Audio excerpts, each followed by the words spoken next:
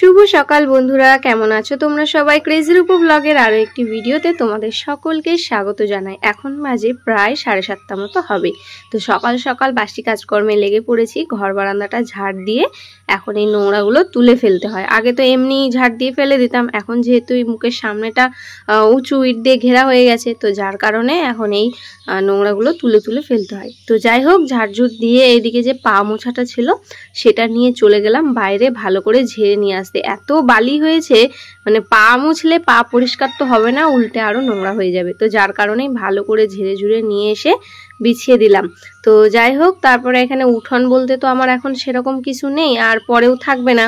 তো যতক্ষণ না মানে এই মেঝে টেঝেগুলো ঠিকঠাক হচ্ছে ততক্ষণ এদিকটাই ঝাড়ঝুট দিয়ে নিই আলতো আলতো করে, কারণ বুঝতেই পারছো চেপে ঝাড় দিলে আবার বালিগুলো উঠে চলে যাবে। তো যার কারণে ঘর থেকে যে নোংরাগুলো ফেললাম সেগুলোই হালকা হাতে ঝাঁটা দিয়ে একটু বাইরে করে দিচ্ছি। তো যাই হোক, চলো সঙ্গে থাকো, দেখতে থাকো সারাদিনের ব্লগটা। আশা করছি তোমাদের খুব ভালো লাগবে।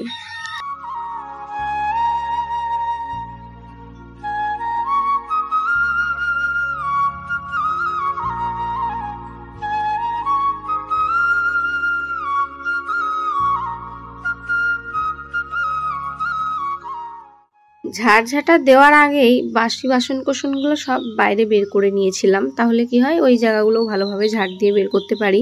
তো যাই হোক, এখন বাসন মাজতে বসে পড়েছি। আর এখন না ওই দরজার সামনে আর বাসন মাজি না গো, এদিকটা যেহেতু ফাঁকা হয়ে গেছে, তো সেই কারণে এদিকটায় বাসন মাজি আর নোংরা জল টলগুলো হালকা করে ঝাড় দিয়ে পেছনে দরজাটা দিয়ে বার করে দিই। আর এঁঠো কাঠা যদিও খুব একটা এখানে পড়ে না, কারণ আমি আগেই মানে একটা গামলার বাটি ফাটির মধ্যে জড়ো করে সেগুলো বাইরে ফেলে দিয়ে আসি। তো এই টুকিটাকি যেটুকু পড়ে সেগুলো ঝাড় দিয়ে ফেলে দিলেই হয়ে যায়, কারণ এঁঠো বাসন যতই নোংরা এক্সট্রাভাবে জড়ো করে নাও তাও কিন্তু থেকেই যায়। আর পিকলু এদিকে যে পরিমাণে দুষ্টুমি শুরু করেছে দেখো, আমি ওদিকে কাজে ব্যস্ত আর ও জল নিয়ে কিভাবে মাথার মধ্যে জল দিচ্ছে, জল ছিটাচ্ছে, মানে ওর মস্তি করাই আলাদা। এত জল ঘাটতে পারে, মানা কথাও শোনে না। তো যাই হোক, ওকে একটু আমি ধমক টমক দিয়েছিলাম, কারণ এখন এমনি ওয়েদার প্রচণ্ড খারাপ, এত রোদ গরম, আর মানে কি বলবো, শরীর পুরো ঘায়েল হয়ে যাচ্ছে গরমে।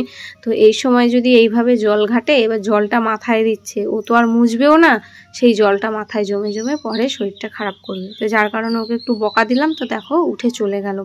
আর বাড়ির মধ্যে সেই এক সপ্তাহ ধরে, বিগত এক সপ্তাহ হয়ে গেল, কোনো রকম কাজকর্ম হয়নি কো, মানে কাজকর্ম বলতে লেবার মিস্ত্রি কোনো রকম কোনো আসেনি। অনেক রকমের সমস্যা হয়ে গেছে, ঝামেলা বলতে পারো, আমাদের সঙ্গে একটা স্ক্যাম হয়ে গেছে।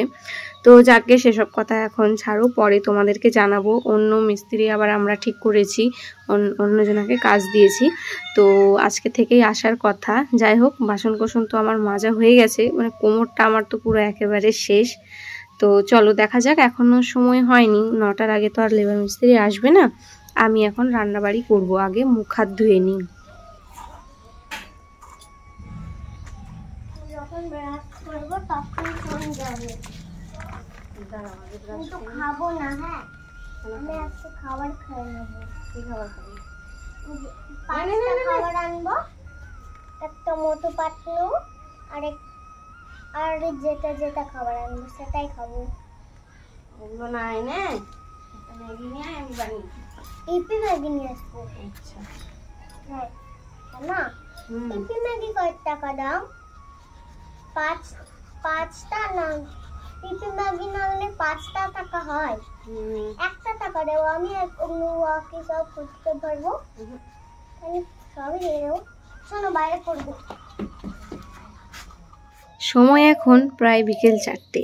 দুপুরবেলা রান্না বাড়ি খাওয়া দাওয়া সব কিছুই হয়েছে নিয়ম মতো, কিন্তু সে সমস্ত কিছু আর শেয়ার করতে পারিনি। যা গরম পড়েছে, একেবারে অস্থির হয়ে যাচ্ছি। কোনো রকম খালি বাধ্যতামূলক যে রান্নাবাড়িটা করতে হয় সেটুকু খালি করছি, যদি ওটা করতে না হতো তাও হয়তো করতাম না। তো এদিকে দেখো, আমাদের কিন্তু সেন্টারিংয়ের অলরেডি কাঠ মারাও হয়ে গেছে, ওদিকে ঘরে দুরমুজ করা চলছে, খুব শিগগিরই মেঝে ঢালাই, তারপরে নীলটন ঢালাইগুলোও দিয়ে দিবে। আর এই যে আমার ওপেন কিচেন, তো রাউন্ড শেপ যে ইট টিটগুলো দেওয়া ছিল সেগুলো খুলে দেওয়া হয়েছে আজকে। তো একটু ব্যাকা হয়ে গেছে, কারণ কাঁচা গাঁথনির উপর রাউন্ড শেপটা দেওয়া হয়েছিল। তো মিস্ত্রি কাকাই বললো যে ওটা পরে প্লাস্টার করলে ঠিক হয়ে যাবে, ওটা কোনো ব্যাপার না। তো যাই হোক চলো, খুবই ভালো লাগছে বাড়ির কাজ আবারও হতে দেখে। এদিকে সন্ধ্যাবেলা সেই 6টার থেকে আমি বসে পড়েছিলাম টিউশন পড়াতে। তোমরা তো জানোই এখন আমি পড়াই।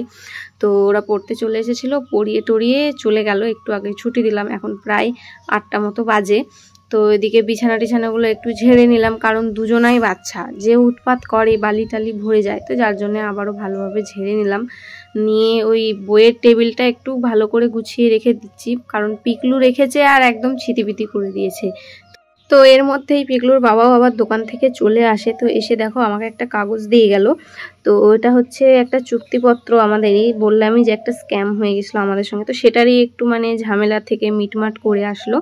তো সেই জিনিসটা আমাকে খুব ভালোভাবে যত্ন করে রাখতে দিল, তো সেটাকে ভালো করে রেখে দিলাম। আর পিকলু এদিকে সন্ধ্যাবেলায় বাথরুমে গেছিলো, তো এসে আর একা একা প্যান্ট পরতে পারছে না, তো ওকেও পরিয়ে দিলাম। মানে কত দিকে যে সামলাতে হয় একটা সংসারে একটা মেয়েকে, সেটা একমাত্র সেই বাড়ির বউ, সেই সংসারের মা বোনেরাই জানে।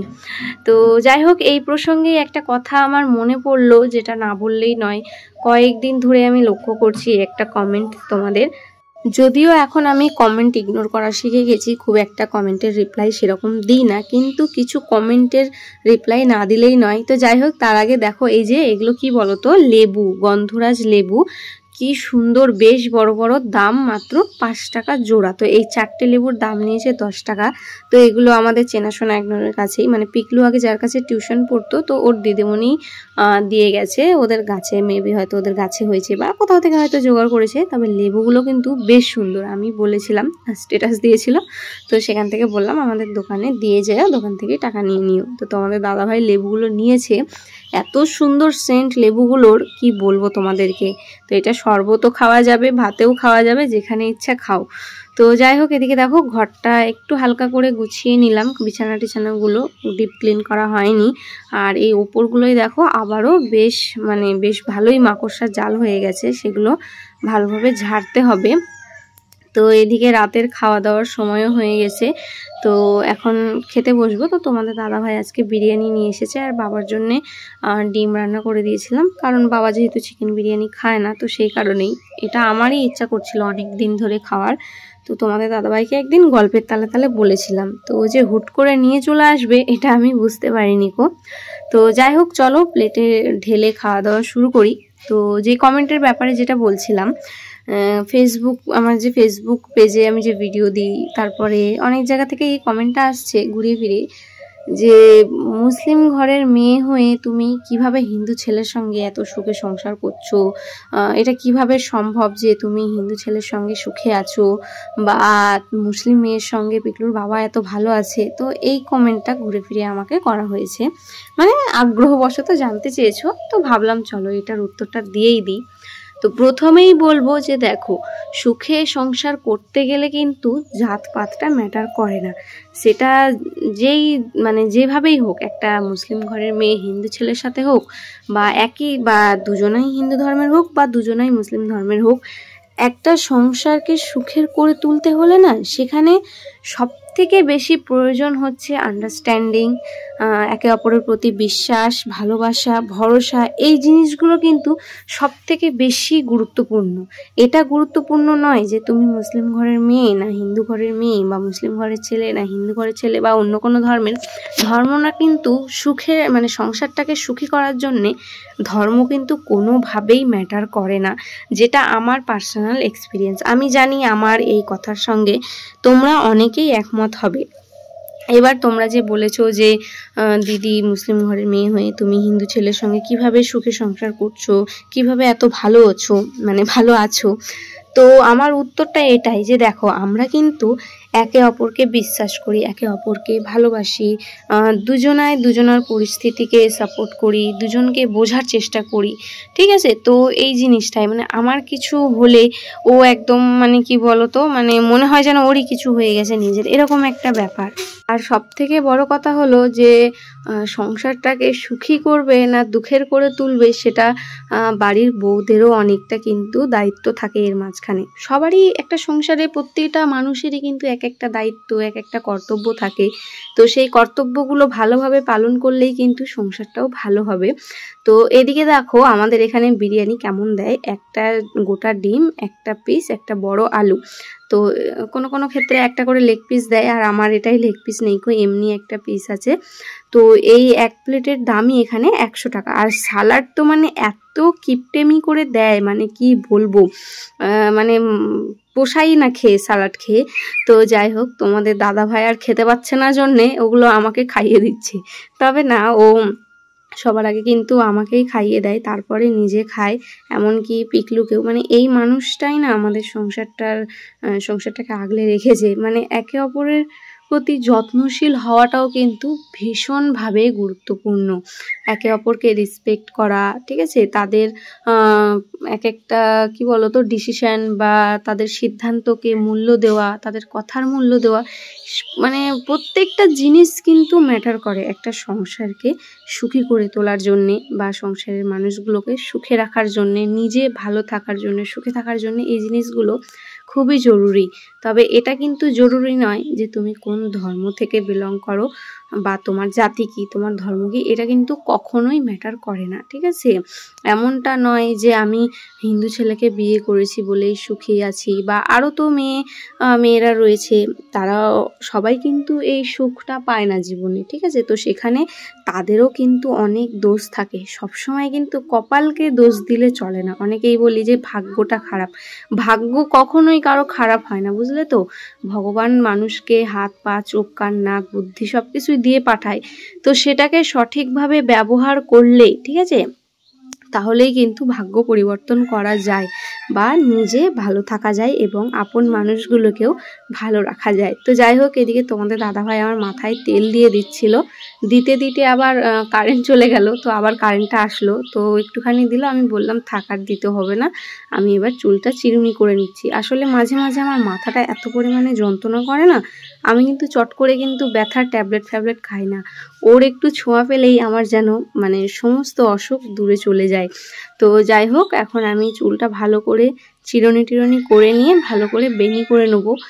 আর আমাদের না একটা গল্প করতে করতে আমরা কিন্তু আরেকটা গল্পই ঢুকে যাই। মানে ভালো কথা বলতে বলতে এই ধরো হিসাব নিকেশে ঢুকে গেলাম।